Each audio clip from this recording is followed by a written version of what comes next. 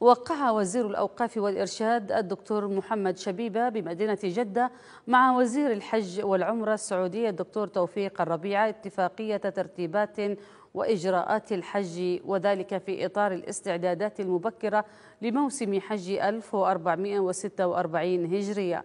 وتناولت الاتفاقية تنظيم الحصة المخصصة للحجاج اليمنيين وتحديد منافذ ووسائل القدوم والمغادرة، إلى جانب الإجراءات المتعلقة بتحسين الخدمات ورفع مستوى التنظيم لضيوف الرحمن.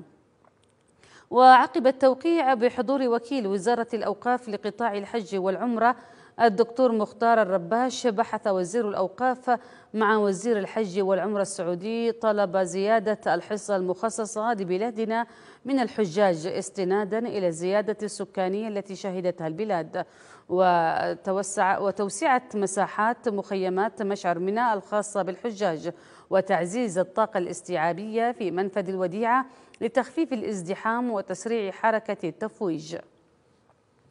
كما ناقش الجانبان إمكانية تكثيف رحلات الطيران لنقل حجاج بلادنا بهدف تقليل تكاليف السفر وتحسين تجربة نقل الحجاج عبر المنافذ الجوية المعتمدة.